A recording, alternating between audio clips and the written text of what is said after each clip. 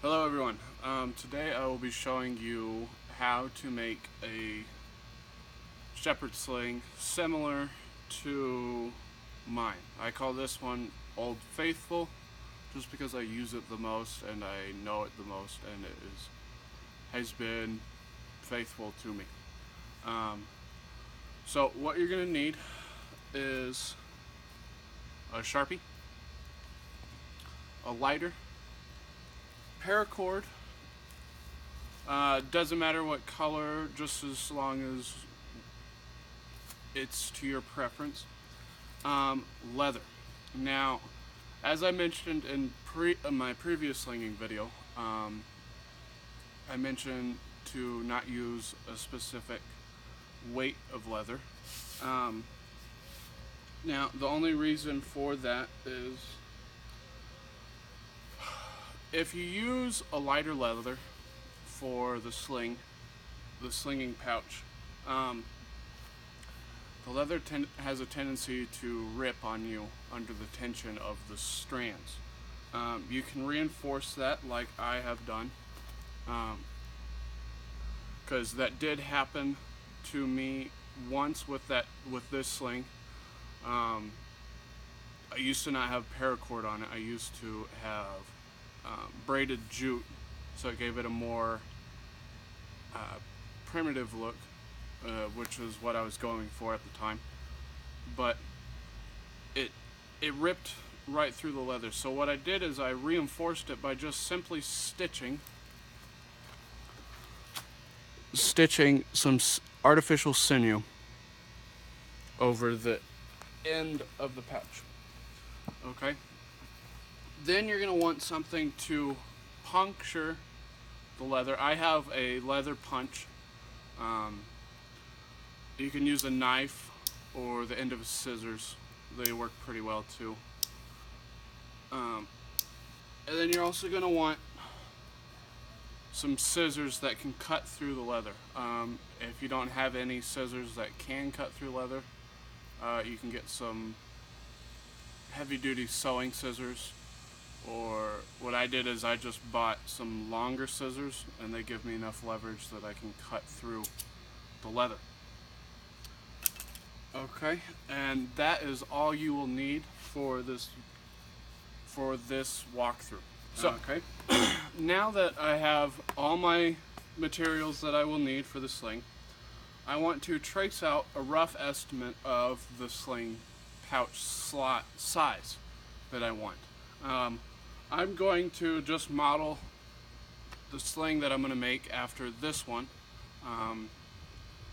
Keep in mind that it is hard to make duplicates of a sling just because it is hard to find the exact same piece of leather again. With this one, I have had so much trouble just finding leather that is as tough as this, that is as malleable as I need. Okay, so I'll be using some, I think this is cow leather. It came in a pack of leather that I got from Hobby Lobby. It was a 5 to 8 ounce leather pack that I got. And that will be plenty strong enough for this. Ideally, buckskin would be the best because it is flexible. It has the right flexible amount that you need, and then it is tough enough.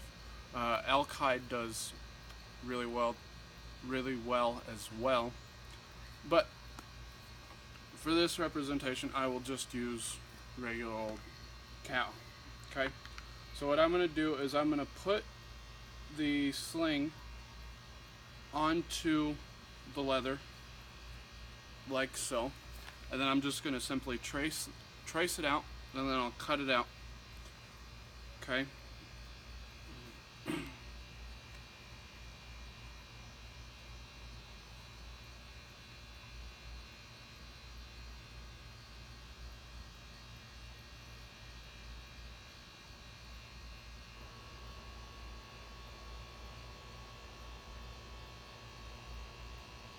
Now, when you're making a sling, you want to keep in mind the sling pouch size. Now, this is a pretty large pouch size.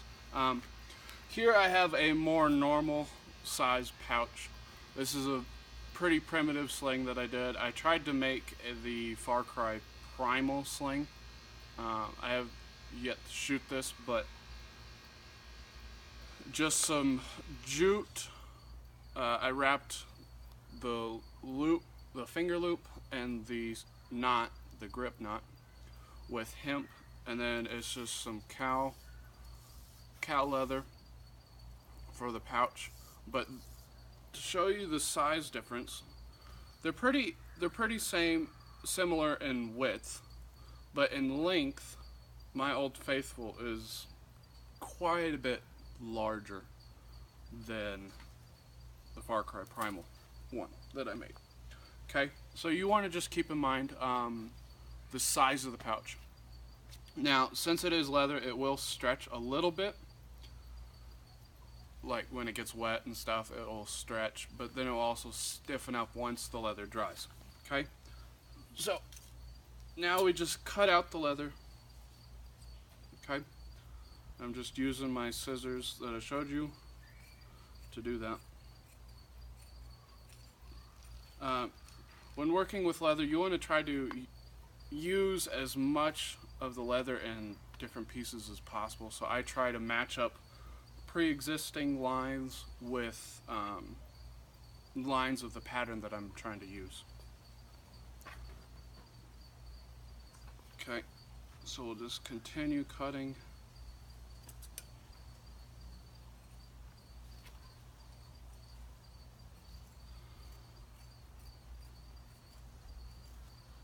And almost there.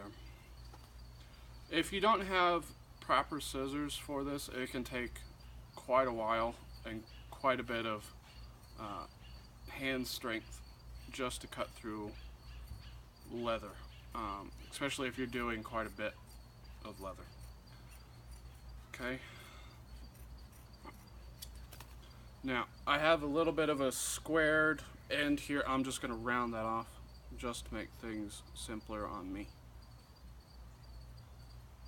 In looks, it doesn't really matter too much. Okay, now that I have the rough shape that I want, we are going to now poke the holes for the two strands that connect.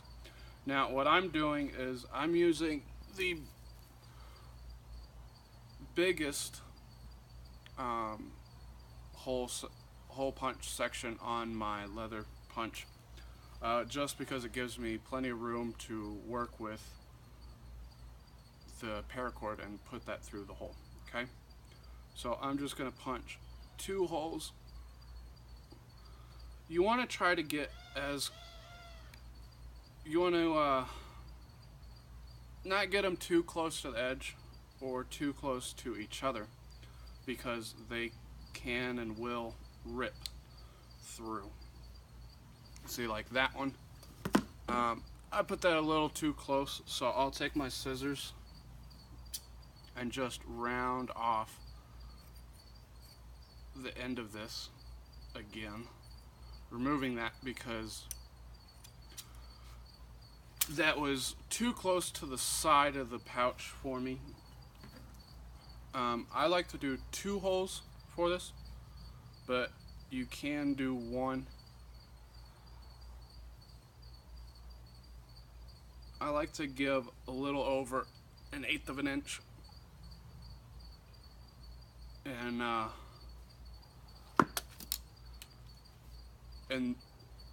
for the sides of the holes. Okay. Then I'm just going to put another hole next to that, kind of an equal distance from both sides, just that way I get an even use out of the leather. Okay, so there's the 2 holes. Then I'll do the same thing on this side.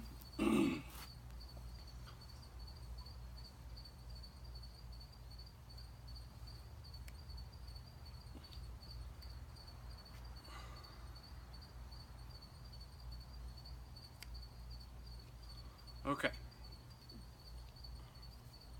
And then we're done with the hole punch.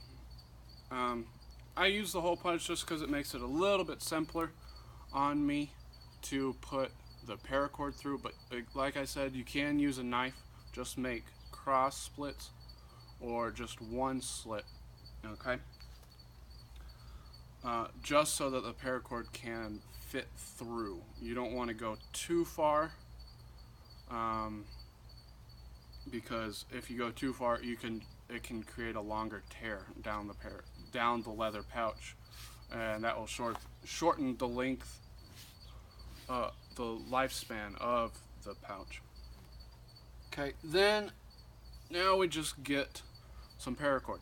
Now I'm not going to do the same length of mine again, so what I'm going to do is I'm going to do a more traditional length, and that's just about one arm length. Now I do a little bit more just for knot tying purposes. Then we cut that, okay, and then always with paracord you're going to want to, after you cut it, you're going to want to melt the ends a little bit, because it will fray on you unless you want that frayed look. And careful not to burn yourself.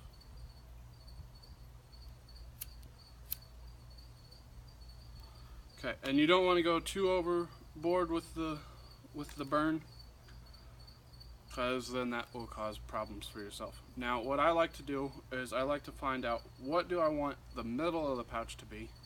For this I will do the suede part as the middle, or the inside of the pouch. So then I take the two, I go through one, I pull it through, and then I go through the other. Now there's several different knots that you can use. I use just pretty much 2 overhand knots, which makes a square knot, if you didn't already know that.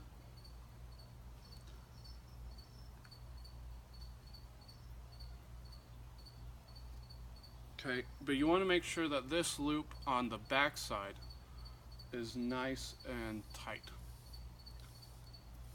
Okay, so 1 overhand knot, and if you don't know how to do an overhand knot, you take the 2 strands and you create a loop like so, and then you feed one end through the other loop, and then you pull the 2 ends tight, and that creates an overhand knot. So I just do 2 of those, and that creates a square knot.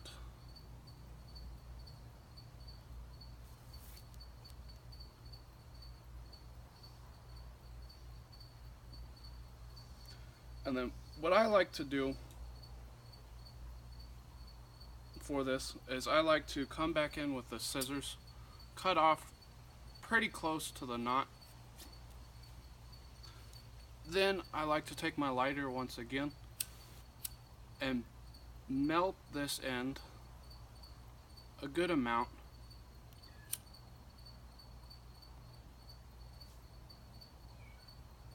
and then take a flat piece of metal and just press it up against the knot.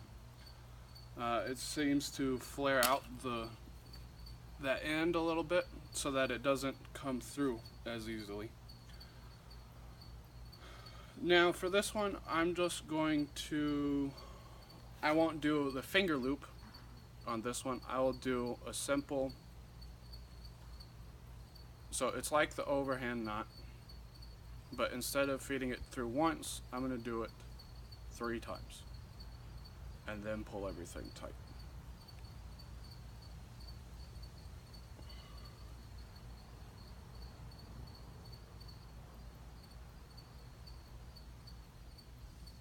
Okay, and then you get a nice sized grip knot, and that fits pretty nice in the hand there. Okay, now the next part is I won't cut my paracord just yet. I'll feed the second part through, keeping, because this is all one strand right now. I'll keep all that on there. I'll feed it through.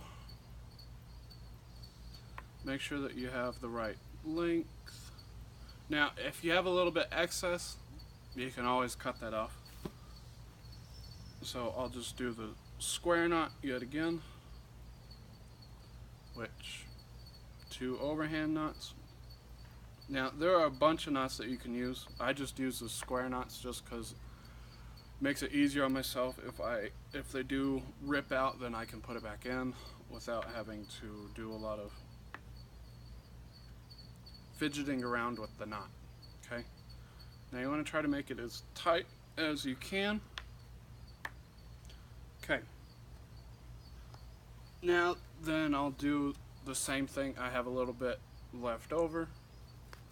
I'll go ahead and cut that off and burn it again with the lighter. Okay? And we're gonna need the scissors.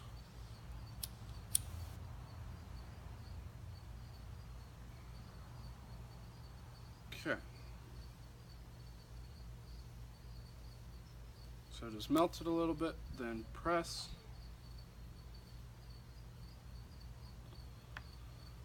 And then that creates that knot. Okay. Now the next thing we're going to do is, in order to make a good pouch or a good sling, you want to fold it so that you have a good, you know where the middle of the pouch is. Then what I like to do is I like to take those strands all the way down, and then depending on the finger or whoever's throwing, I like to create my finger loop so it's just slightly behind my my knot. Okay. Now you can do it right at it. You can do it a little bit before, but I like to do mine just slightly behind. Okay, and you want to make sure that it has a nice size so your finger can fit inside. Some people like theirs a little tight, some people like them a little loose. Okay, so that is the sling.